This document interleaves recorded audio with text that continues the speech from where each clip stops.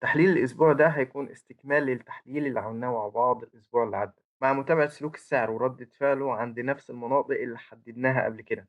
هنشوف هل السعر لسه ملتزم بالسيناريو المتوقع ولا بدأ يدي إشارات تغيير في الهيكل السعري. التركيز مش على التوقع لكن على التفاعل مع السعر. خليك فاكر دايما إن هدف التحليل ده تعليمي، بنفهم فيه السيناريوهات المحتملة، إمتى نشتري وإمتى نبيع، وإزاي نتعامل مع السعر بدون استعجال أو عاطفة. إدارة المخاطر الخاصة بيك هي الأساس، والفرصة دايما بتيجي للشخص الصبور. هتابع معايا بعد الانترو.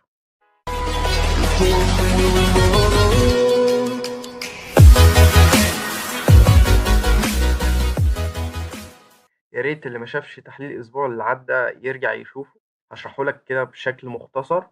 نحذف الكلام ده الأول. مبدئيا احنا تحليل الأسبوع اللي عدى عندنا كان على فريم ال4 ساعات، فبالتالي زي ما قلت لك دي آخر قيمة وقاع حقيقيين كونهم السعر على فريم ال4 ساعات. ووضحنا إن السعر على فريم الساعة عمل عندي ماركت ستراكشر شيفت في المناطق دي، وزي ما وضحت لك إن عندي انجينير ليكويديتي. والمناطق أو الخطوط اللي أنا معلم عليها دي معرضة لإنها تتاخد قبل الصعود. ووضحنا إن عندي أوردر بلوك، والمناطق دي كلها أو البول باك ده كله مناطق بيعية. وزي ما توقعنا قلت لك إن هيحصل صعود للمناطق دي، بس ما عنديش أي صفقات أقدر أخدها لأن الريسك هيكون فيها عالي. تمام. فبالتالي فعلا السعر من المناطق دي صعد وصولا للبلوك اللي حددناه مع بعض الأسبوع الماضي. الجديد أو اللي هنقوله خلال التحليل ده إيه اللي حصل في المناطق دي. فتعالى نفهم مع بعض إيه اللي حصل في المناطق دي خطوة بخطوة. أول حاجة عندي هنا حصل سويب للقمة اللي كانت هنا. تمام. السعر فعلا من المناطق دي نزل، وحصل اوردرات بيعية نزلت السعر. طيب تعالى نفهم ايه اللي حصل وايه الديول دي كلها.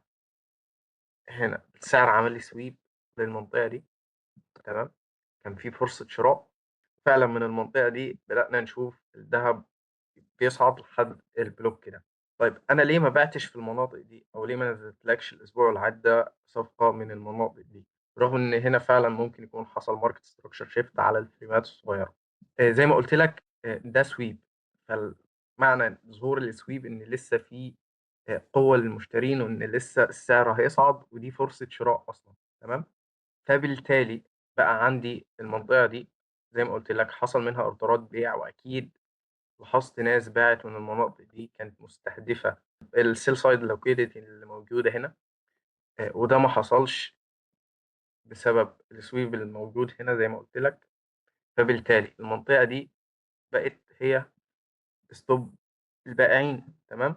فبالتالي أنا كنت منتظر إن السعر يصعد يسحب وقف الخسارة للناس اللي باعت في المناطق دي. كنت نزلت لك صفقة إن البلوك ده هنبيع من المناطق دي. تمام. اللي حصل اول ما السعر قرب قلت لك هنبيع دلوقتي عشان السعر وارد ما يفعلش. تمام. طيب السعر فعلا هنا عمل اخذ السيوله، فبالتالي بقى ده عندي سويب. تمام. انا بشرح لك اللي حصل، مش بقول لك تبيع او تشتري منين. تمام. القرار قرارك وعلى مسؤوليتك في الاول وفي الاخر. ايه اللي متوقع بعد السويب ده؟ زي ما قلت لك ان احنا اوريدي داخلين صفقات بيع من المناطق دي. السعر وارد يصعد يسحب سيولة السويب دي، أو يسحب الستوب خاص بالناس اللي باعت من المناطق دي بعد السويب. وإن شاء الله هنشوف السعر نازل وصولا للمناطق دي. طيب ده السيناريو البيعي. تمام. التارجت الأول طبعا يكون عندي سيولة المشترين الموجودة هنا، أو الانديوسمنت. تمام.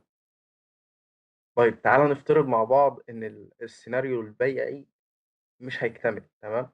القاع ده بقى عندي ممكن يكون قاع حقيقي، وخلاص السعر من المناطق دي وارد ان هو يكسر المنطقة اللي احنا بايعين منها ويضرب لنا ستوب ويكمل. ده السيناريو الاول للشراء ومستبعد شوية. تمام. نظرا ان هنا ساحب سيولة عمل سويب للمناطق دي، وكذلك سحب سيولة البائعين من المناطق دي، وفعل اوردر بيعي المتسبب في الهبوط ده كله. عندي ماركت ستراكشر شيفت. فاهمني؟ فالسيناريو اللي شرحته لك دلوقتي ده وارد بس مستبعد. تمام. السيناريو التاني او اللي انا برجحه او الاقرب بعد السيناريو البيعي، ان السعر من المناطق دي زي ما قلت لك ممكن يسحب الليكويديتي الموجوده هنا ويوصل للريجكشن بلوك ده ويكمل هبوط، يسحب سيوله المشترين من المناطق دي، او الانديوسمنت الخاص بالحركه اللي حصلت هنا. وزي ما قلت لك هنا عندي سويب، فبالتالي في اوردرات كتير اتفتحت من المناطق دي، السعر بنسبة كبيرة هينزل يسحبها قبل أي صعود. فبالتالي لو السعر ما كملش السيناريو الهابط اللي حددناه مع بعض، هنلاحظ. بس تعالوا ننزل على فريم أقل، نحدد مع بعض الأوردر الموجود هنا.